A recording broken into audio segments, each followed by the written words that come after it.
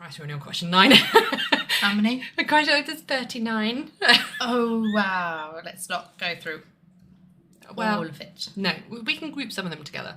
Okay. Do you think the need for an aid or an appliance is a good or bad indicator of an extra ongoing cost, and why? So to me, needing to have an aid or an appliance specifically for your disability, that indicates to me that it's going to have a wider impact on that individual's daily life, which would lead to an increased financial strain, logically.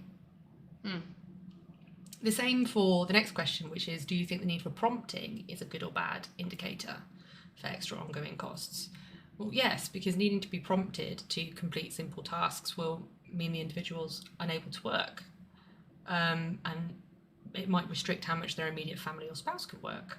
You know, that's certainly happened with me, where my partner's been unable to work because, you know, I can't be trusted with all the Smarties that I've been prescribed. So he's had to be at home. I'm constantly confused as to how my husband trusts me. Yeah. I leave an oven on because I forget to turn it off. Well, you know, I've set fire to a Hoover and a chopping board and tea towels. On several occasions, because That's why I don't have electric hobs. Yeah. Well, once the cat's turned it on, but I'd left the Hoover on the cooker, because where else do you keep a Hoover? I'd gotten distracted when I was cleaning, okay? I'm not going to comment. No. Quite. Sorry, quick sip of coffee there. Question 11. Do you think people who accumulate low points across activities have the same level of extra costs as those who score highly in one or more activities? Well, yeah, to a degree. Because, you know, I scored low to mid across nearly everything. And it had a massive impact on my family and my support network over the years. As I said, my partner's lost his job on several occasions. I needed more help with my children. I had to lean on family to take them over the weekends so I could have, you know, brain space to recover. And this isn't a point that I'm proud of or pleased about, but I did go through a period of paying for breakfast and after school club for them, so I knew they'd had a good meal that day, because I wasn't capable of cooking more than beige freezer fodder. I'll have some nuggets again. Maybe put in a bit of sweet corn if they're lucky, you know. It's From just, the tin. From the tin, yeah. I cared enough about them to make sure they were cared for. I just wasn't capable of giving it to them myself. I think. At least you took it upon yourself to. Yeah. I mean, they're a bit older now, so it. to a degree they can kind of like fend for themselves when these sort of periods hit me. You know, I know they're going to make themselves breakfast. Yeah. You know, and my daughter, she's... Wise beyond years. Yeah, and she's bossy as anything, so she'll sort lunch out and make the sandwiches and cut them into triangles or whatever shape it is they want that day. She is good. Yeah, she is. So I imagine even with higher scores in just like a couple of categories, someone would have to take similar steps, which would cause the same, you know, financial drain or upset to their life. Question 12. Do you think any of the PIP activities measure similar functions? I don't want to talk about that. That's boring. So it is. And I waffled on for ages. So I was like, oh, assessment criteria. It's really dull. We'll skip that. I basically said, yeah, it's all right. There are some things that could be chucked like together. Like, for example, when you engage with people face to face, you're pretty much guaranteed to have a problem with verbal communication. So if you score highly in one, you're going to score highly in another. So it should really be lumped into one box, I guess, is my thinking. Good summary. Maybe, yeah. And anyway, I think they should just all be put in the bin, because it just should be, well, it should just be provided, it should just be automatically given to you when you receive a qualifying diagnosis. But the issue with that is making sure you can get a diagnosis. Boom. In my view, yeah. Well, and the next one's talking about, do I? Yeah, because I'm doing this all on my own. Should any of the activities be removed or rewritten? No. Well, yes, sort of, but I've waffled. Should we consider adding any new activities? Yes. Something around, well, for me anyway, something around distractibility and your ability to carry out a household task safely would be helpful. Safely. Safely being the key word. Going back to when I set the house on fire. Yeah. Yeah. Yeah, you've actually... I have. I've actually given them the example of when I set my Hoover. I haven't been able to do Hoover. I have. Chopping board. And Ignited. there was blue sparks coming off it and everything. Oh, Because it was the battery pack that I'd left. Oh, it was like the no. top, like, you know those Dyson handheld mobile ones? Yes. So I'd plonked it on top of the cooker and the kids were trying to murder each other upstairs or something. So I'd gone up to sort that out. Yep. One of the cats had knocked the knob. Dial thingamabob. And I usually turn it off at the wall, but I'd obviously forgotten to. And then I came downstairs to this battery pack smouldering and sparking and melting all over my cooker. The only question that springs to mind is, how would you clear that off? I had to get a new bloody cooker. Oh, yeah. Thankfully, I had contents insurance at the time. I remember them asking me what had happened. I was like, no, you're not going to believe this. Some people Well, would now. make up an excuse, I know. not you. No. You couldn't make it up. No, you couldn't. Oh, dear me. Sorry, another sip of coffee. Do you think the current entitlements thresholds levels, well, that's written really badly, are set at the right level to define the need for government financial support and why? And I've said, well, no, they're not. Because a lot of people with mental health have to write their application as if it's like the worst day every day. And, you know, we all know these conditions vary. You could just wake up one day and be like, I'm having a good day today. And the next day it could be, I want to drop the toaster in the bathtub. You know? Very graphic. But it does, It's like... true. It swings and roundabouts like that, true. isn't it? Yeah. And again, I've, you know, spoken about this in more detail. You know, there are periods where I can't look after myself or my kids at all, periods where I can do like my daily task, I do my hoovering and, you know, do the litter trays and make sure everybody's fed-ish. But, you know, there are periods where I just totally shut down as well. So it varies. I don't really know how that would be rectified. I don't think that the current financial benefit is really enough to account for the recent uptick in cost of living. For example, you know, having a cleaner for me, their price has gone up by something like £2 an hour, I think. That's it. Yeah. Or at least, no, sorry, it's gone up, yeah, because it was £1.50 an hour, because it was £1.50 an hour. No, it's gone up by £1.50. Listen, woman. If If you pay attention, it makes sense the first time. do. Yeah. So it was like, what, 25 quid a week, and now it's £28 something. Right. So, you know, it needs to go up with inflation and minimum wage and other economical cock-ups that are currently going on in the country, of which there are many. Question 16. Yeah, this is a weird one. What are your views on changing the length of the current 3-month qualifying period for PIP?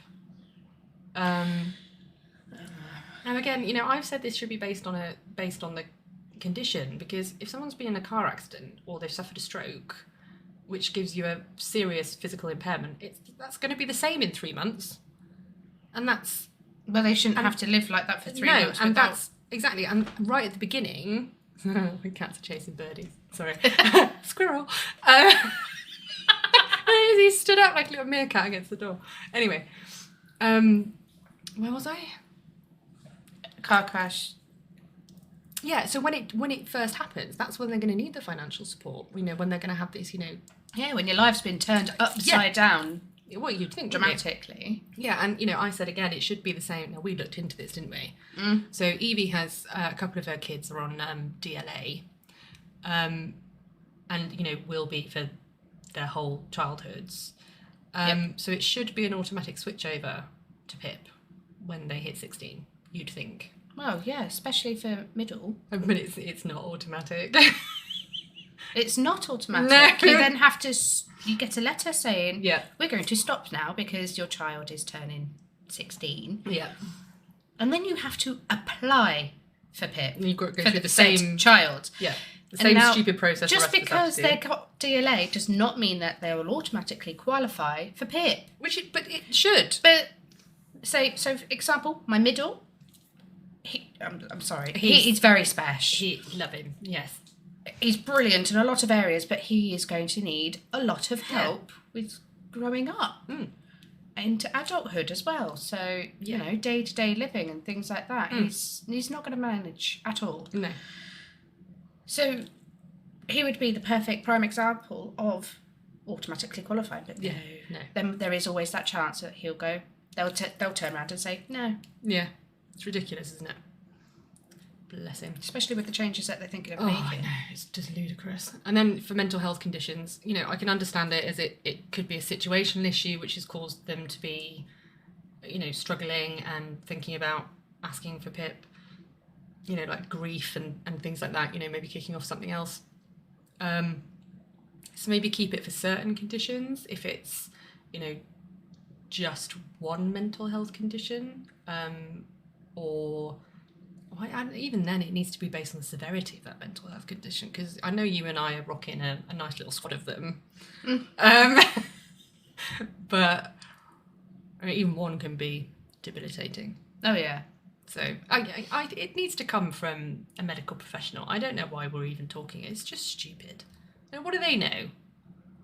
People who've written this, but they're not bloody medical professionals, are they? It'd be some they're penny probably pincher. lawyers. Yeah, it'd be some bloody penny pincher in the government. Anyway,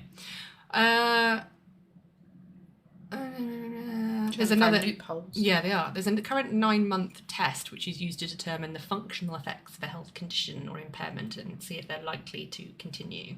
They want to know what we think of that. And again, you know, I think it should be done on the medical advice of the treating physician. If you're missing a leg, I really like that example today. Sorry, again, I say again, it's not going to grow back. So why do we need to wait 9 months to know that? I knew it was coming. I still laughed. Well, you don't know, do you? It's stupid. No, and the physician that you see regular knows you best anyway. Can't get my words out today at all. Well, they know you best, don't they? Because they've seen you from whatever happened all the way through to... Yeah, they're the one that's dealing with that current circumstance. So. Exactly. The next one, so question 18 and 19 I've merged together. They gave me a big list of things and said, please rate these in order of importance. And I was like, okay. So at the bottom, I put medications and medical products because you'd think they should be available through the NHS. Basically, they were aiming that what they were trying to get from this question was what things should PIP be used on. Well, they shouldn't be used on medications and medical products because it should come from the NHS. And if it isn't, then why not? So I put that at the bottom of the list. I put higher cost of insurance quite far down as well, because, you know, if that's the case, I feel like that's discrimination of some form. Could be wrong. It just didn't feel like a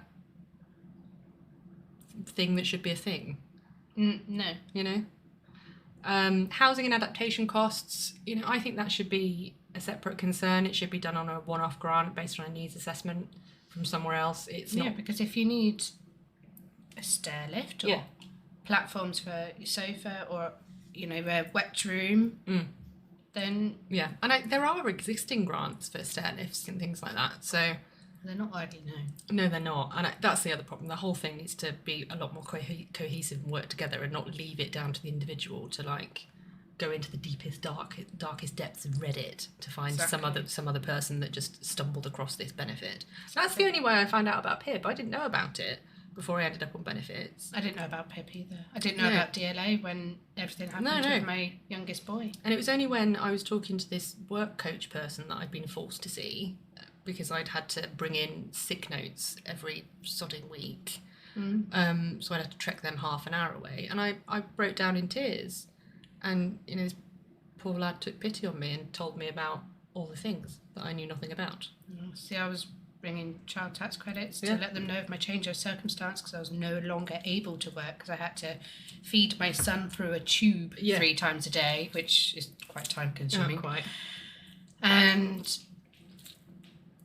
yes, they were just automatically assumed he was getting DLA and then therefore was going to sort out the price according to that. Exactly. Well, I didn't know anything about it. No. By the way, for people watching this, if you can hear like a weird rustling in the background every now and then, it's Evie and her bracelet. We're very expressive with our hands. I never even realised. And it's really rattly. And I was wondering when I was editing the last one, I was like, what is that? It's probably because I'm wearing my watch. And I've just put 2 and 2 together. I'm like, it's you. Anyway, sorry, moving on. Energy bills. I'm not really sure what to say about that one. I know I have a higher energy usage. I always have to have background noise. I have my fan on in the bedroom all the time, even when it's like snowing outside, because I need the white noise. And actually, I suffer with weird body temperatures as well. I'm either absolutely stone cold or I'm sweating my boobs off. There's no in between. It's one or the other. Equipment and aids. Again, I think that should be provided under the NHS and not at an additional cost that people have to pay for. If it's not, why not? That strikes me as weird. Specialist bedding and clothing for physical disabilities. Again, that should be part of like the aftercare bit of the NHS, you'd think. I can't believe that's a thing. No, me neither. I mean, it's different for like sensory related needs, for people weighted blankets and things. Yeah, and if people are, quite severely, autistic and can only wear certain types of clothes. And my children. Yeah, and I have 2 of them. And like that. One of mine. Who just, I can't even. It's just. That's why I called them Goldilocks. Yeah. It's annoying. Nothing is just right. No, and you can't shop in the cheap. You can't go to Primarni. Oh no. No. Because they feel funny. Yeah, and they've got weird labels. My eldest, it's purely Nike because the quality and the feel. What is it with Nike? I don't know. But So the clothes are soft. And the sizes are just right. But of course, the price is not just right. It's not right. Well, no, we went to the outlet centre, didn't we? And my daughter wanted a hoodie thingamajig. And you always expect the outlet centre to be cheaper than you do? actual Nike, but no. 50 bloody quid. I was like, no. For a child that's going to grow out of it next I know. Well, not even 6 that. months. Yeah. Anyway, food costs are important. I think that's something they should consider. Not everyone can shop around or even cook from scratch. I Quite don't have often. the mental spoons to shop Oh around. no, quiet. Just let me book a delivery and leave me alone. Yeah. Yeah. Specific dietary needs are quite common, especially the things that I have experience with. Neurodivergencies and stuff like that. You end up with more, intolerances when you've got a neurodivergency present. I think there's probably a study out there somewhere. Here's me just throwing it all out there like, this is my opinion, it's fact. But I ready meals and takeaways, they're really, really expensive. So when I don't, I ordered one the other day because I didn't have the spoons to cook. I did last night. Yeah, just for me and my partner, 40 quid. Me too. It's out, what? I really need to just... And then delivery and service charge. Oh, I know. And bagging charge. Yes. Then you end up spending 45. Yeah. It's like, just eat a tin of soup. It'll be fine. Didn't have any in the cupboard. No, I know. I said, the tin of soup just doesn't hit the spot sometimes, does it? Like, even turning the oven on sometimes. No, I really just wanted too the much burrito. drama. Yeah. Just couldn't do it myself. I know. What I'd like to see is, some type of company, like a HelloFresh or something like that, but not expensive. Designed specifically for those of us who just can't deal with cooking. They claim to be. And I actually used HelloFresh I for a have while. as well. It's not and that it easy. was great. You've got to chop all your own stuff. They just portion. They just say, "Here's your onion. You still got to bloody chop it. That's half the battle." I got my eldest to do it. I called it teaching how to cook. I can't trust mine with knives, so My eldest is a bit older. Yeah. But it was good. It was just, they said feeds a family of 4. Well, it just about fed me and my eldest son. Yeah. That was it. Yeah. When you've got, growing lads in your house, my partner's got ridiculous appetite. My son's got ridiculous appetite. He's got hollow legs, that kid, I swear. I've got 4 boys, so. Yeah, and then my stuffed. husband as well. So. Yeah. You're just surrounded. Screwed. Yeah. So then we'll go on to my top 3 critical issues. I haven't actually put a I think it's like personal. I've not actually put the headers on here, which is really helpful. So I don't know what my top 3 were. Super. You just got for example. For example, yeah. But about what? I don't know. I think it was like health and social care and things like that. So for example, okay, my cleaning costs £150 a month. I really need access to talking therapy, but I can't get it from the NHS. Last time I did it was £90 per week, which was £360 a month. I really need a regular massage, probably a chiropractor as well. My back's knackered. I've got an old kickboxing injury from, my shoulder, and I've got tennis elbow, not from playing tennis, weirdly. I don't know what it's called that, but no, me neither. So I need probably a massage at least once a month. And a visit to a chiropractor, both of which will probably end up being, the best part of £200 a month. Do you know it's really bad that you're sat next to somebody that's trained in massages? I know. And you don't get them. Oh, come on now. I was just thinking to myself, you could really benefit from a hot stone massage. Yeah. It's warm. Yeah. Yeah. But I'm sat there thinking, I've got it all at home. Yeah. You got your hot stone stashed in a slow cooker somewhere, hidden in a cupboard. It's a hot stone cuddy, but Is it? It looks like a slow cooker. It does look like a slow cooker. That's genuinely what I thought the first time you got it out. I'm like, why is it in a slow cooker? Anyway, so if I add all of that up, all the stuff that I need really, but that I can't afford, I only do a bit of. So the basic rate is £277.60 a month. All of the stuff that I need costs me £910 a month, or would cost me if I just went ahead and did it and said sod it. So that would mean I would be in a deficit of £632.40 a month. Ouch. Yeah. Now really, physical therapy and chiropractors and therapy should be available on the NHS. So really, the outgoings to support my needs is £150 a month. So that, in my view, is how you reduce your benefits bill. Fund mental health services properly, fund other parts of the NHS services properly, and then I wouldn't need to be on benefits. Probably. We'll see. I don't know if I'm probably beyond fixing, but you never know. They could give it a go. Don't know until you try.